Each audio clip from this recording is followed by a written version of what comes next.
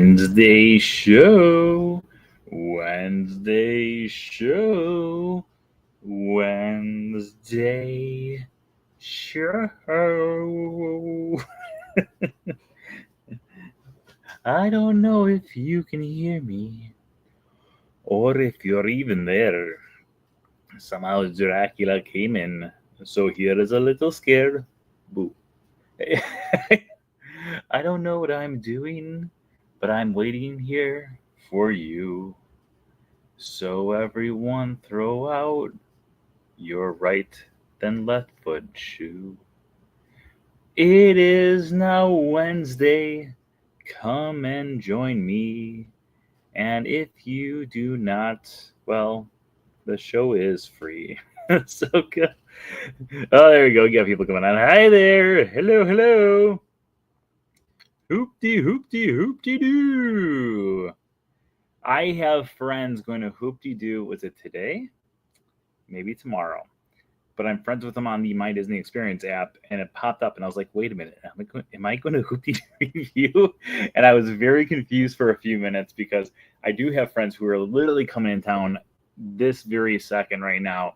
In fact, our show is probably going to end about 5 to 10 minutes earlier than usual because they just let me know that they have reservations for me at Beaches of Cream tonight. I was like, I've got the Wednesday show, and they're like, oh, we'll push it back. So our reservations are in 1 hour and 4 minutes, and I was like, well, I can possibly finish the show around like 10:20 instead of the usual 10:30. So we're going to do a slightly shorter episode of the Wednesday show, but that's okay. So tonight what we're going to do is we're going to be going through, because we've gone the last 4 weeks now talking about Muppet Vision 3D, about the history and all that other fun stuff, and it's been a great 4 weeks. I've had a great time going through and doing the last 4 weeks with you guys about that. But it is time to start doing other things, because even though Muppet Vision 3D will be closing up this Saturday, it is time for us to shift our gears and start talking about other Disney things as well. So before we get to that, let's start the 824th episode of the Wednesday show in 5, 4, 3, 2. Hello, everyone, and welcome to the 824th episode of the Wednesday show. Today is June 4th, 2025, and I'm your host, as always, Brent Dodge. Hello. Today we're going to be going through and talking about Disney with you guys. You guys are going to be choosing the topic in just a minute here, but before we get to that, let's talk about our news for the week. First off, thank you everyone out there who's been joining us for our Saturday in the Park. If you didn't already know, every single Saturday we do a live broadcast from someplace found throughout the Walt Disney World Resort. You never know where we're going to be coming to you from, but I promise you we will always be coming to you live from Disney. However, this week I do know exactly where we're going to be coming from, because this Saturday is the final day of Muppet Vision 3D. So make sure you join us at 1 o'clock Eastern Time over on my YouTube channel for our first and last live stream of Muppet Vision 3D. We are going to take you guys on the show for one last time. So make sure you join us this Saturday at 1 o'clock Eastern Time for all that fun. Speaking of things closing, other devastating Disney news, which was announced yesterday, is we now have the official closing dates for Tom Sawyer Island, Liberty Bell Riverboat, and the Rivers of America altogether. They will be closing on July 7th. So we've got a little over a month left of those three iconic things. I am devastated. I absolutely love Tom Sawyer Island. If you want to learn more about those things, we do have a closer look at the Magic Kingdom's Liberty Square book. This one does go through and talk all about the Liberty Bell Riverboat. And then we also have our book, A Closer Look at the Magic Kingdom's Frontierland, and that goes into all the detail about Tom Sawyer Island. This also goes into detail about Splash Mountain, the Frontierland Shooting Arcade, and the original Country Bear Jamboree. Frontierland has changed drastically over the last 7 years since this book came out. So make sure you go through and do that. And of course, as always, tonight's episode is sponsored by our wonderful, our super duper, our always amazing Patreon pals. Thank you to our Patreon. No, you don't even know what that was. I don't even know why I started doing the robot. Thank you, our Patreon pals, for being the sponsors of tonight's episode and every episode. If you want to become one of our Patreon pals, send me a message. You guys can go through and sponsor the show like this. You can also choose our daily pictures over on Instagram and also get sneak peeks at my books. So if you guys want to become a Patreon pal, send me a message. I will let you know how to become one today. Okay. It is time for us to start this lovely episode of the Wednesday show. We're going to give you guys two options today because I think it's time to go from going into a deep dive just about one attraction for 4 straight weeks to doing one of two things. We can either do an Ask the Expert segment tonight where you guys go through and you ask me questions about anything and everything Disney, and we will answer as many questions as possible over the next 45 minutes. Or we can play a game of Connect the Dots, where you guys throw random Disney things at me and I have to connect them from point A to point B to point C to point connect the dots. So I'm going to give you guys about a minute, maybe 2 minutes to throw your votes in on which one you want to have go through. We also actually have a question in the chat room, so let's answer that while we go through and you guys vote.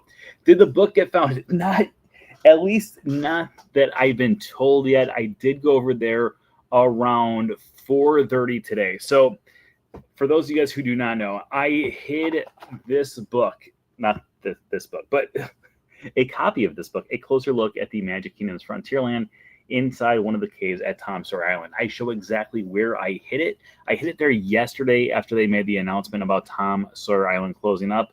So I posted a video on my YouTube channel on the shorts. I also posted a reel over on Instagram for people to go and try to find this. But after 24 hours, I went and it was not found yet. It has been viewed. Those videos have been viewed by over 2,000 people. So apparently none of those 2,000 people have actually gone to the Magic Kingdom since they watched it. So if you're going to Magic Kingdom within the next 24 hours, there is a chance that it still might be out there. I am trying to figure out how I can make my way back over to Tom Sawyer Island tomorrow.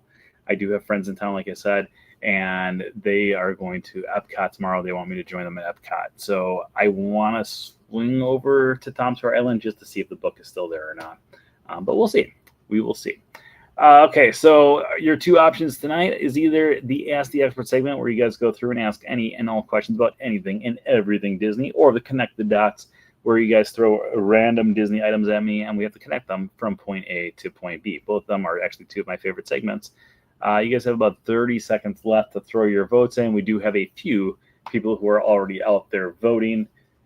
So we'll give you guys another 26 seconds to throw your votes into the comments because we have a lot of people who are watching but not actually commenting on their vote yet. Okay. You guys have 12 seconds left. 12 seconds. Otherwise, it looks like it's just 3 people voting. It says that we got 16 people watching between Facebook and YouTube, but 3 votes so far. Oh, we got 4 votes, and that actually ties it up. We got 1-1, 2-1, Connect the Dots in the lead, and 2-2, Ask the Expert ties it up. So what we're going to do is, unless we have another vote that comes in within the next few seconds here, we'll say Ask the Experts is number 1, Connect the Dots is number 2. Random number generator, choose a number between 1 and 2. Oh, it didn't even let me do it because we got to Ask the Expert in there. Okay, so Ask the Expert is going to be the thing. So what we're going to do is you guys are going to go through, you're going to ask your questions about anything and everything Disney. It can be about the movies. It can be things like, can you tell us the backstory of how they created Disney's Hollywood Studios? And we'll go through and answer that question. It can be things like, what is your favorite thing to eat when you're at Disneyland? We can answer that question. So we're just start throwing any and all questions into the comments. This episode does completely come down to you guys throwing as many questions in there as possible. We're going to go through and answer as many of them as possible as we go through here. So start asking those questions right now. Here we go. What's the backstory of Grizzly Hall? Well, I'm glad you asked. No, okay, it is in here, but let's talk a little bit about Grizzly Hall and Ursus H. Bear. So if you walk in, there is a thing above the actual middle stage of Grizzly Hall. Okay, first off, for those of you guys who are like, What's Grizzly Hall? Grizzly Hall is going to be the location where the Country Bear Jamboree plays. It's the Country Bear Musical Jamboree. A knee slapping, toe slap, no, a toe stepping, you know what it is. Okay, so the backstory of the Grizzly Bears and the Grizzly Hall and the Country Bear Jamboree kind of comes down to, this is the fictional backstory, by the way, if you want to go through the actual backstory, so I'm gonna throw that one on there too. But the backstory of Grizzly Hall pretty much comes down to a man named Ursus H. Bear who wanted to have it so there was a brand new place for people to come through and gather in the community.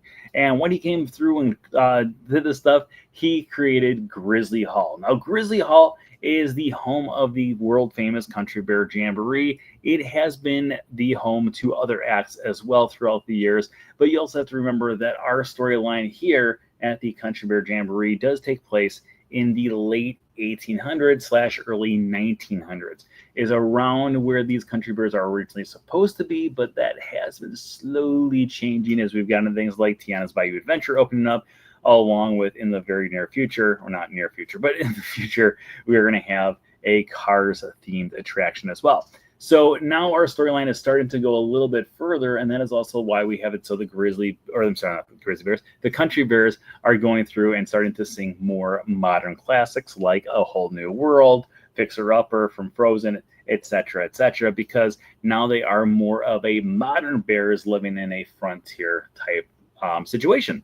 But way back in the day, Ursus H. Bear would go through and he would actually create Grizzly Hall as a place for people to kind of gather at. And while he was there, he also had it so he was the first person to really give a little act known as the Country Bear Jamboree their first shot. So the Country Bear Jamboree, starring Henry and a whole other lot of other bears, they would actually come in, they would start performing, and that's how they began to get their international fame as well. So that's our little backstory of Grizzly Hall. We don't have any other questions here, so have a good night, everyone. No, so because we don't have any other questions, let's go through and talk a little bit about the backstory of the Country Bear Jamboree while we're on this topic here. But we're going to continue going through and having to see your questions are out there too. So the idea of the Country Bear Jamboree actually started back at the Olympics. So way back in the 1960s, Walt Disney was going to be the host, not the host, but he was going to be the person who would actually create the opening and closing ceremonies for the Olympics when they were out on the west coast of the United States. So when he went through and created this, he started to see a lot of the ways that people lived in the community of the Olympic Gardens, so the place where the Olympians actually would be staying and living at. And he started to like this idea of a community center where people would travel to, and they would have it so all the glory would be there, all the fame, and all the just get-togetherness. And Walt decided that what he wanted to do was he wanted to go through and actually create his very own ski lodge known as Mineral King Ski Lodge. Fun fact, if you actually watch the brand new show, they talk about how one of the bears is from the Mineral Kings. That is a nod to the Mineral King Ski Lodge that was originally supposed to be where the Country Bear Jamboree was. So the Mineral King Ski Lodge was going to be this location, and then eventually a bunch of people who were local to that area said, we don't want you guys to Disneyfy anything, get out of here. So Disney never created the ski lodge, but the idea never faded away, and eventually it would open up at the Magic Kingdom on October 1st, 1971, aka opening day, and then it would actually make its way over to Disneyland the following year on March 24th, 1972. So there you go. Little fun fact. All right, keep on throwing your questions out into the comments below. We're going to answer any and all questions as we go through here. What was the first Disney movie you ever watched? I don't know if we've ever talked about this. This is a good question because I really don't know if we've ever talked about this. So the first movie that I can remember seeing in theaters was Oliver and Company. Oliver and Company came out in 1988. I was 4 years old at the time. And if you were to ask me what it was back when I was a little kid, I probably would have zero remembrance whatsoever. But I remember one of my earliest memories was sitting in a movie theater and seeing Oliver climb up the fire escapes. And I remember for a while having that as my first memory in a movie theater and not knowing what it was from whatsoever until years later I watched Oliver and Company, and when I was watching Oliver and Company, I was like, oh my gosh, this was the first movie I ever saw in the movie theater.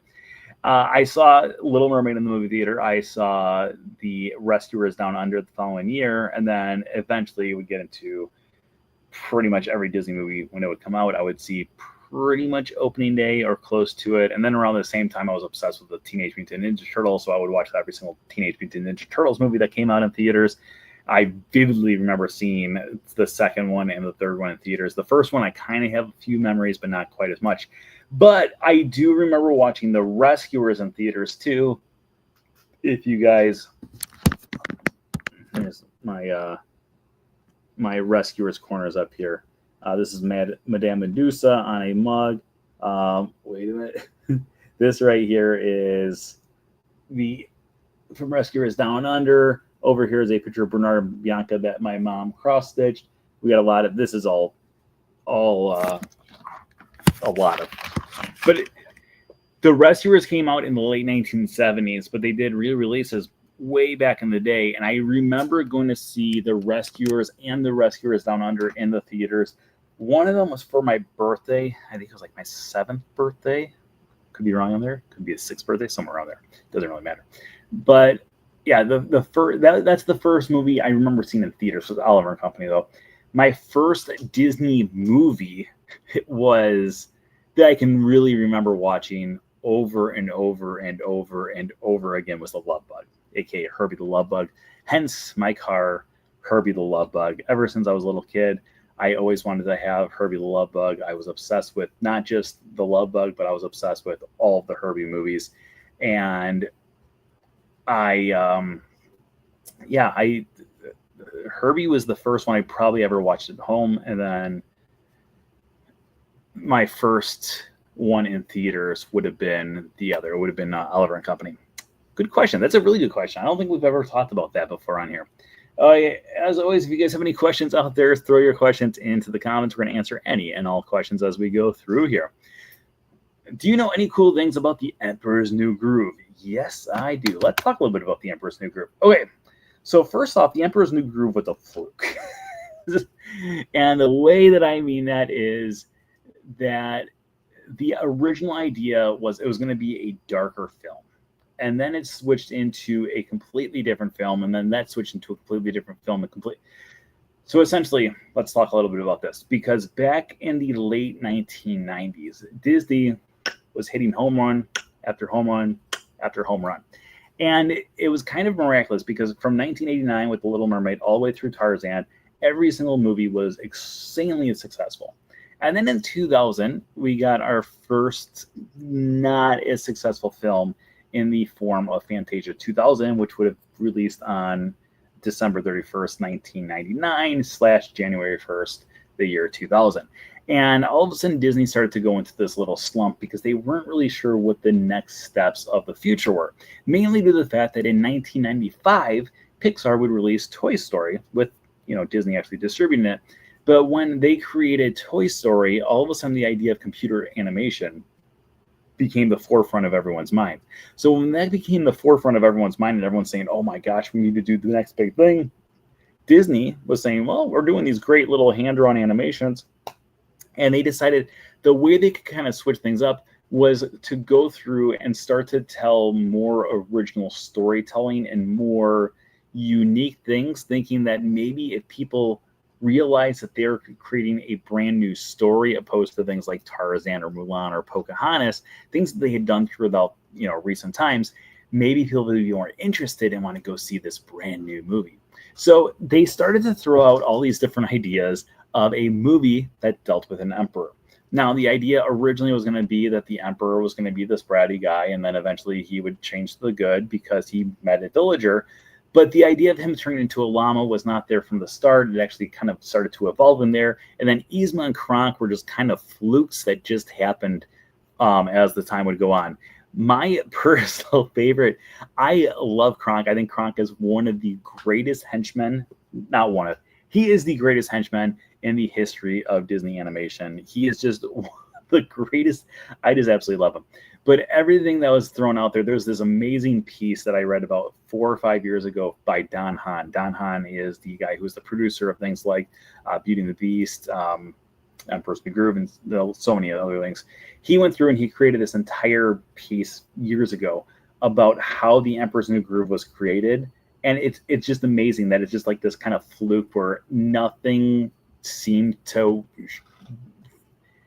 have worked out, but everything worked out perfectly. Now, Emperor's New Groove was a complete bomb. No one went to see it. No one was really interested in seeing it. And then eventually what would happen is it became one of the biggest cult classics in the history of Disney. And it is personally one of my favorite movies that Disney's ever created. It's just absolutely hilarious. As for other things, the mom, or the Pacha's wife, I can't think of her name right now off the top of my head. She is the first ever animated character in Disney history to be pregnant.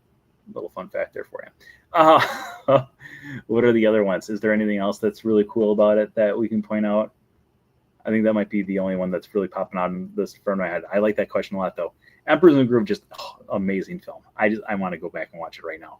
Also, it spawned a spin-off called The Emperor's New School, which is a great television series. I think it's on Disney Plus. I'm like 90% positive it's on Disney Plus. So go check that out if you've never seen that. It's got the same humor that The Emperor's New Groove had. How many dragon characters, not to include transformed dragons? How many are there? Oh my gosh. How many dragon characters, not to so I can't include people like Maleficent. Is that what you're saying? But we can have like Mushu. We can have Sisu from Raya and the Last Dragon. We have Figment. 2 tiny wings, eyes big and yellow, horns of a steer. What a lovable fellow. Okay. How many? This is a really good question, and I'm drawing a huge blank now that you throw this out there. How many dragon characters are there? There's more than that. It's more than just Mushu, Sisu, and Figment. I know for a fact that there's more than that because I just know there is. The Reluctant Dragon from the 1940 film. The Reluctant Dragon, that's a great film too, by the way, if you've never seen that. We also have, that's the Loch Ness Monster. If you've ever seen the short cartoon about Nessie, the Loch Ness Monster, it's a great short cartoon that Disney released back in the around 2010, 2011, somewhere around there. A great short cartoon if you've never seen that. That is on Disney Plus. Now I'm looking around because Chernobog is not. I'm looking at things. I got Chernobog over here. Chernobog is not a dragon. Do I have any other dragons in here? Not that I can think of. Oh, Elliot. Yeah, Elliot the dragon. Boom, boom, boom, boom, boom, boom, boom, bum, bum, ba-dum, bum. I'm drawing a blank though. That's a really good question. How many dragon characters are there? I mean, if we really want to spend the time, like I could go through every single movie in my head, but no, that's transformed. I was gonna say Madame Mim transforms into a dragon, but we said no dragon. So, or no transformations. So we have a lot, but not as many as I thought. That's my final answer. All right, let's move on to our next question. If you guys are just joining us, we have a lot of people who just joined us. We are going through and answering your questions about anything and everything Disney. If you guys have any questions out there, throw them into the comments, and we will go through and answer them. What do you think of Geo82? I was supposed to go to Geo82 today. So 2 of my friends and myself are going to go over to Geo82. We had reservations. However, they had work today, and unfortunately, they just couldn't get out of work to get over there in time. Our reservation was at 4:05. They both had meetings around the same time. So sadly, Geo82 was out of the question today. But from my initial thoughts, I've tried to avoid as many pictures and things as possible, mainly because I want to be surprised. I did look at the menu, though, because I wanted to see what would be there that maybe I would be interested in. And as we all know, I am a very picky eater, and I'm not a drinker. So for a lounge that features mainly just alcohol and a few tasty beverages, or tasty snacks, not beverages, I kind of needed to prepare myself. So I looked at the drink menu. There was nothing that seemed interesting to me whatsoever, except for the Coca-Cola or the glass of water. As for the appetizers they had, nothing really sounded good. The theming, I've only seen like maybe 2 pictures. The theming looks really cool, but like I said, I want to wait until I'm actually inside to be able to fully figure out if I love it or don't love it. But I don't know. Like, the idea of a 21 plus lounge is not really my mental stability. I am a very big child. And so going to lounge, what's the lounge that's over at Animal Kingdom? And I'm drawing a blank. The one that's on the water. It's very pretty. It's very scenic. It's very nice and beautiful and relaxing. And none of those things are me. I am not a relaxer. I am not no, I cannot. So for me, sitting around in a lounge is painful. I have to keep on moving. I just have to keep on going. The longest I typically sit still in a week is from 9:30 to 10:30 on Wednesdays when I'm doing this show. So and as soon as I finish the show, here's a little fun fact that maybe you guys didn't know. As soon as I finish the Wednesday show, like tonight, I'm going to be going to eat a No Way Jose with some friends. But typically what I'll do is I will go walk 3 or 4 miles after this, because this is it's sitting down too much for me. So for a lounge that's 21 plus, I don't like, I'm excited to check it out, but at the same time, it just doesn't seem like my type of thing whatsoever. Again, I will check it out at some point. I need to check it out. I've gone to every Disney restaurant inside of Epcot with the exception of Monsieur Paul's. Monsieur Paul's is the only one that I've never done inside of Epcot, and now Geo 82. So I will have to go to it eventually. I just don't know when. And I don't know. I was excited about going today, but at the same time, I was like, I'm just going to get a soda. And the waiter's going to hate me because I'm just going to be like, hey, I'll 1 Coke, please. So I don't know. I'm excited, but I'm not overly excited. Any type of food and drink thing, there's so many people who are like, yeah, food and drink stuff. And I'm like, okay, it's a restaurant. I eat once a day. Today I had a pub sub from Publix to the grocery store, and that's it. So I'm a picky eater and I don't eat a lot. So let's go to our next question. Who's your favorite Disney character? That is easy. We've got him everywhere. We'll pull this up right here. Uncle Scrooge. Uncle Scrooge, without a doubt, is my favorite Disney character. These are from the Uncle Scrooge comics. This is one from probably the 80s, this comic book here. I've been on a pursuit for years now of trying to purchase every single Uncle Scrooge comic of all time, and I am failing miserably, but at the same time, I don't go to the comic book shop very often. Every now and then I'm like, oh, you know what? I should go to the comic book shop and pick up some more Uncle Scrooge comics. But right now, that's still the pile that I need to finish. I've loved Uncle Scrooge. I was actually just talking to someone about Uncle Scrooge the other day. I've loved Uncle Scrooge since the late 80s / early 90s with DuckTales. He wasn't always my favorite. I did have it so for a while there. Peter Pan was my favorite character. And then after I finished my college program back in 2004 / 2005, I started to get in. Right after my college program, I got a job at Barnes & Noble. Ooh. And at Barnes & Noble, what you could do is you could back order things, which you can still do to this day. Like if you go to any Barnes & Noble, you can go up and say, hey, I'd like to back order, I don't know, a book from Screen to Theme. Hey. And then I can become rich. No, so if you go over there and you back order from Screen to Theme, which, came out in 2010, they can go through and they can do a back order for you for that specific book. Now, the trick of it is, when I was there one day, I was like, I wonder if you can back order comic books, because we didn't have any comic books in store, but I was thinking, I bet you could back order comic books. So I was playing on a little computer there, and I found old Uncle Scrooge comics, and I was like, ooh, this would be really fascinating. And around the same time, this book came out, which is called The Life and Times of Scrooge McDuck by Don Rosa. And this is a massive comic book all about the life and times of Scrooge McDuck from when he was a wee lad all the way up to current times.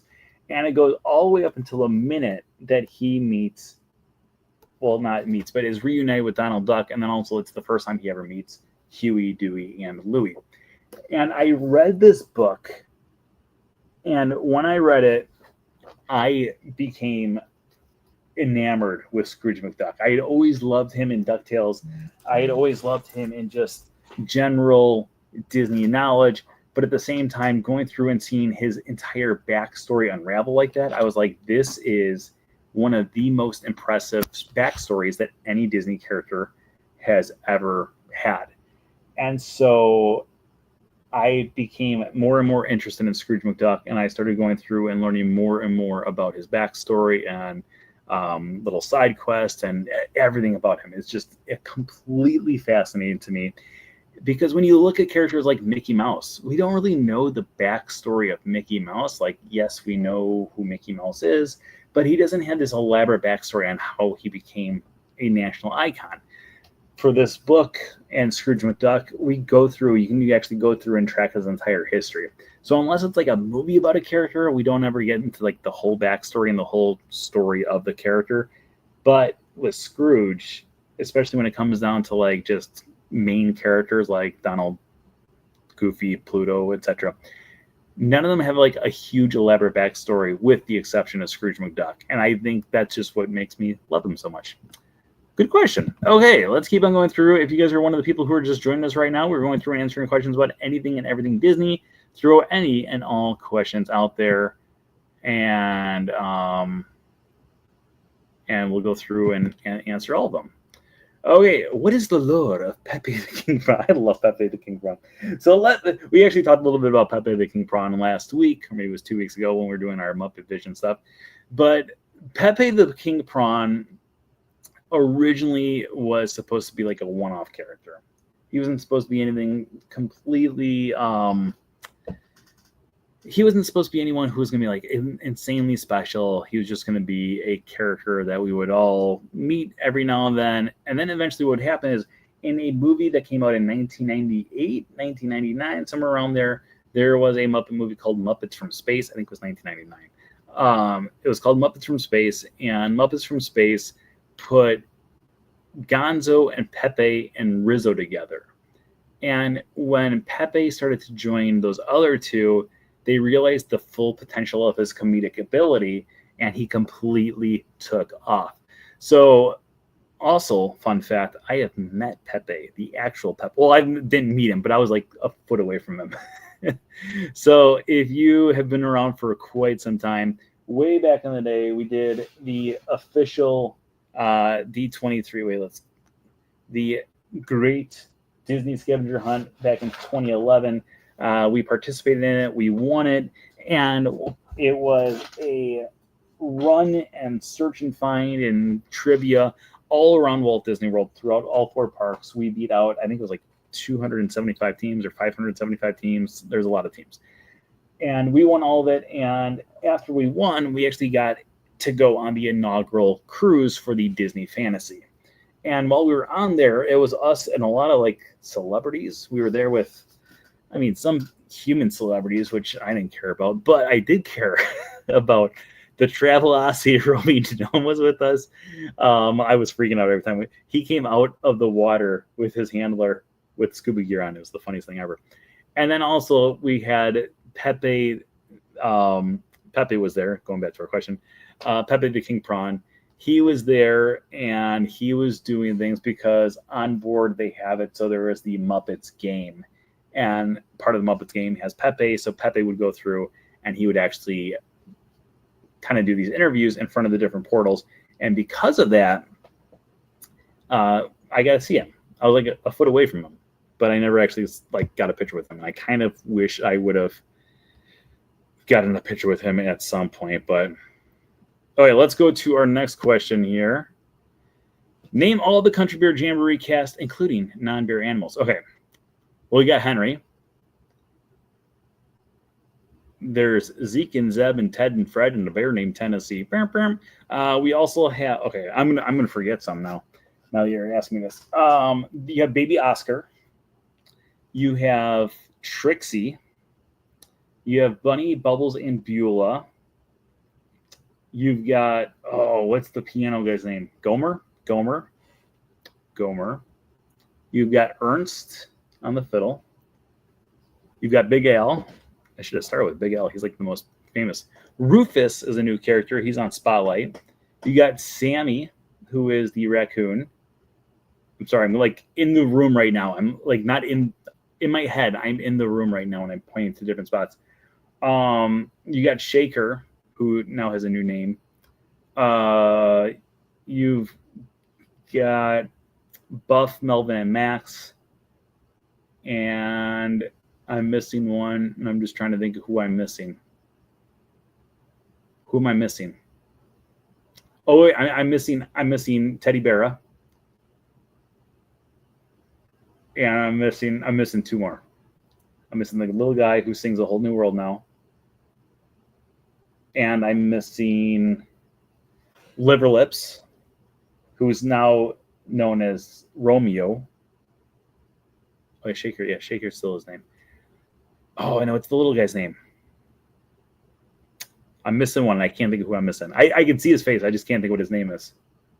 Wendell. Okay. Got him. I think I got all of them. Okay, let's go for the next question. Have you ever done the nighttime safari at Animal Kingdom Lodge? I have not. I did do the nighttime safaris when they were around at Animal Kingdom Park, but I've not actually done the ones over at Animal Kingdom Lodge. I had to do that at some point. I think in 2 weeks, one of my friends is staying at Animal Kingdom Lodge. I thought he was staying there this week. Okay, so my friend who's with me, who I'm going to go meet up with after this, they are driving down right now. His son is going to be doing the professional internship with Disney. And I thought they were staying at Animal Kingdom Lodge this week because I'm connected to them on My Disney Experience. And then I realized that I'm not staying, or that they're not staying there, that they're staying someplace else. And then it's like next week they're coming back because he was supposed to be coming on vacation no matter what. And then all of a sudden his son got into the program, so he came down here early. But they're staying at Animal Kingdom Lodge next week. So maybe I will look into it next week to potentially do it. Okay, let's go to our next question here. Again, if you guys are just joining us, we are going through and answering your questions about anything and everything Disney. We still have about 15 minutes left, 10 to 15 minutes left. So keep on throwing your questions out there about anything and everything Disney, and we're going to answer them as long as we have time for them. Why isn't McDonald's in the parks any longer? That's a great question. Let's go to the next one. No. So that is a good question, and let's talk a little bit about the history of McDonald's in the parks, and then we're also going to talk a little bit about something else and why it's not there. So first off, little fun fact: back in the late 1900s, there was this little thing called the Great War, or now we know it as World War I. World War I, when Walt Disney was there in World War I, he was part of an ambulance unit. He snuck in by saying that he was a year younger than he actually was. He switched his birth certificate specifically, so he would say he was born in 1900 opposed to 1901, because otherwise he would not be able to volunteer. So when he was there, one of the guys that he actually would end up working with was a guy whose name I can't think of right now, but he was the founder of McDonald's. That's a true story. The two of them were in the same ambulance division together. And then one of them would go off to create the biggest restaurant chain in the entire world. And the other one would go off to create the biggest multimedia brand in the entire world, which I think is just crazy. I wonder what the other guys in that ambulance unit are probably like, we are failures because we did nothing. But one of them is probably like the guy who created like the world. I don't know. But eventually what would happen is in the 1950s, Walt and this guy, they kept in touch, and they would talk about potentially having McDonald's inside the parks. They did not do it initially, but they would eventually start throwing the McDonald's company into the parks, mainly in the form of fries. They would have fries. Ray Kroc, that's the guy's name. Ray Kroc. Ray Kroc. Oh, there you go. It was fixed down there too. Ray Kroc. So when they would start to go through, they would actually start to have it so there would be things like fry carts. So if you remember over in Frontierland right now, if you are looking at Tiana's Bayou Adventure, if you took take a look to the left, you can find where the beignet cart is. That originally was a wagon, and that wagon they used to sell McDonald's fries. In addition to that, over in Epcot, they used to have a fry stand that specifically sold McDonald's fries. Over in Hollywood Studios, they had it so there was a shop that was just dedicated to McDonald's fries. And then over at Animal Kingdom, there was a land that is called Dinoland USA, and we actually go into a lot of the history about that in here as well. But in Dinoland USA, the entire land originally was sponsored by McDonald's. Now, when this sponsorship was going on then, this would start off back in the late 1980s, scratch that, late 1990s, and Disney and McDonald's had a deal where they would have it so they would sell the McDonald's fries and other food inside the parks, and in exchange, they would have it so McDonald's would exclusively, at times of a Disney film release, have it so they would have the toys from the Disney movie as the Happy Meal toys. So this was actually a great sponsorship for both sides, because if people went to the park and they got great fries, they're like, ooh, I want to get these fries when I'm at home, McDonald's. And then if people went to McDonald's and they got a Happy Meal, they would see the toy and it's like, hey, I want to go see this movie, Disney. So both sides were completely benefiting from this for years and years and years and years. However, about 10 to 15 years later, Disney started to have a lot of people complaining about the food options that were around the parks. So Disney decided to start something called the Disney Health Check, or the Check Meal Initiative. I can't remember the exact name of it, but if you ever go onto the My Disney Experience app and you're going through and trying to order food, it'll say kids meals, and it'll also say kids check meals or healthy check meals or something. I don't know, something, but it's not burgers and fries, so I don't look at it. But it's essentially, it is giving kids the option of a healthier meal opposed to what the other ones were. And with this, Disney and McDonald's started to come to a disagreement, because McDonald's said, well, we want you to continue to sell our products inside the park. And Disney said, well, we're trying to focus on the more healthy options. And for a while there, they couldn't come to agreement. And McDonald's and them said, well, at the end of our contract, McDonald's, bye-bye. So McDonald's would eventually leave, mainly because of these healthy check meal. What is it called? Let's look up the My Disney Experience app, because I'm just saying the word check and meal and healthy a bunch of times. Let's go to a dining. Let's go to Columbia Harbor House was the first one that was on there. View menu, and let's go down to kids menu. That's not on this one. Okay. Failed. Okay, let's go to Pinocchio Village House. Let's try this again here. View menu.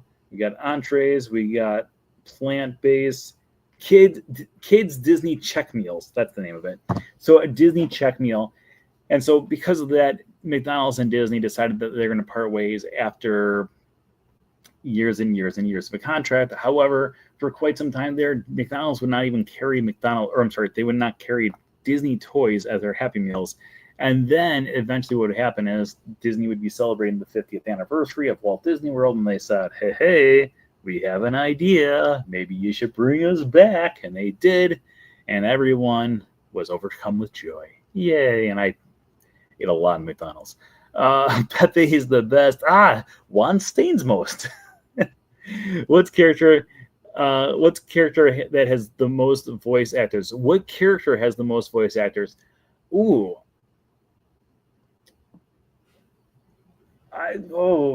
Mickey's probably up there when it comes to Disney characters. Walt Disney was the first one. Right now he's got two. There's two voice actors that voice Mickey. There's Brett Allwine and I'm drawing a blank on the other guy's name right now. But they both voice him for different products. One's the parks and TV shows. The other one's like merchandise and promotions. I think it might be Mickey Mouse. Don't quote me on that, but it might be Mickey Mouse. Goofy's only had like 3. Goofy's gone through a very minimum thing. We've had Bill Farmer since the mid-1980s. Donald Duck is the same. We had Clarence Ducky Nash for quite some time, and now we have Tony Anselmo for years and years and years and years. I want to say Mickey Mouse. Mickey Mouse might be the one with the most. What are your thoughts on next year's princess themes? Ooh, I know some people are not excited, but I'm really excited because I love all 4 princesses that are going to be there. So for those of you guys who did not see, Disney did announce the princess themes for the Princess Half Marathon Weekend next year. We're going to have Merida for the 5K. Moana for the 10K, Rapunzel for the half, and Belle for the challenge. I might have switched the 10K and the half, but I think Rapunzel's the half, right? And Moana's the 10K. I could be wrong. I'm pretty sure that's what it is. I'm excited. I love all 4 of those princesses. Moana, or not Moana. My least favorite of the 4 is Merida. I like Merida as a princess. I'm just not a big fan of Brave compared to the other 3 movies. And I think it would have been really cool for us to have. I don't know. I like Tiana a lot, so throw Tiana in there. But at the same time, the tough thing about Princess Half Marathon is there is a limited number of princesses. So the people who are upset, I mean, no matter what, you're just kind of going through a rotation every few years. You're going to get every single character. I feel like we had Rapunzel 2 years ago. I think we had Moana 2 years ago. I think we had Belle last year. I can't remember who was here this year. Okay. Let's go through and find my Princess Half Marathon medals. Okay, we had Mulan. There's Mulan right there. Okay, Mulan was the 5K. The 10K was Jasmine. Who was the half?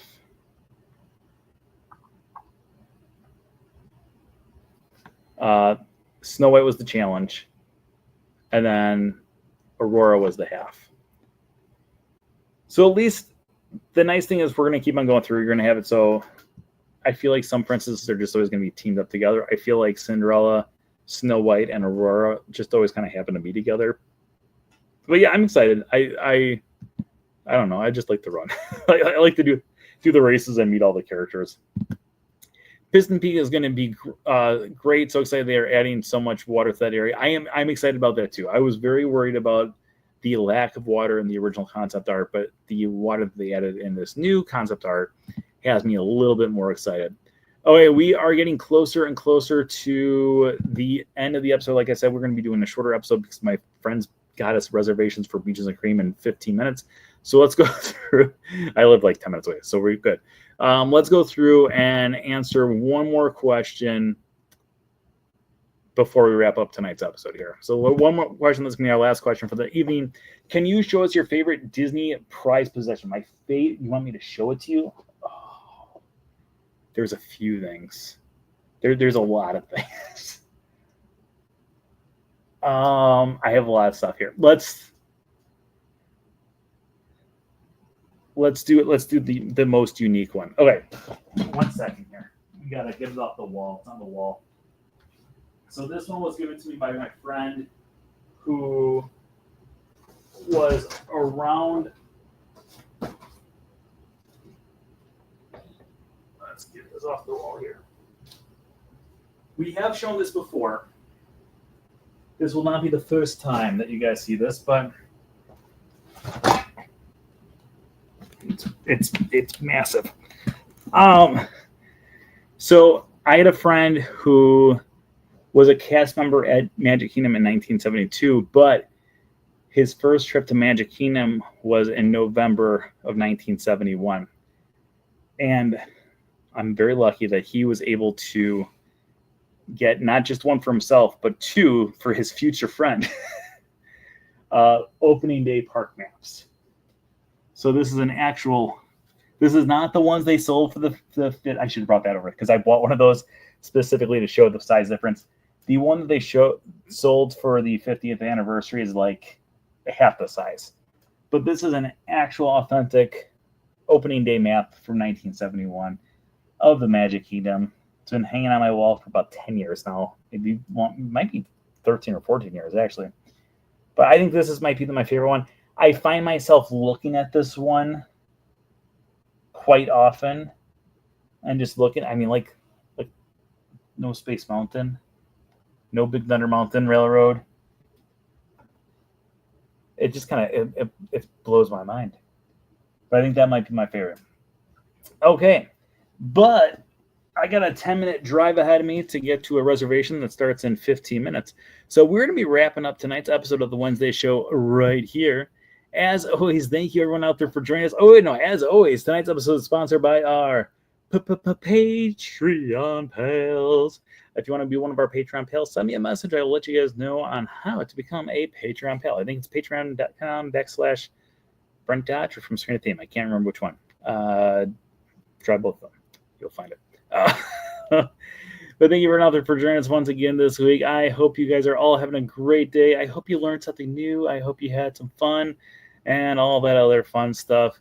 As always, remember that anything can happen if you let it. Until next time, have a great week, everybody. Oh, this is going to be so much tougher with this thing. Bye-bye. Goodbye now. Oh my gosh. I can't do my bye-bye. Goodbye now. Goodbye. Bye-bye now. Are they gone? Are they gone? Oh, good, my cheeks are just killing me. I can't stand this kind of pressure.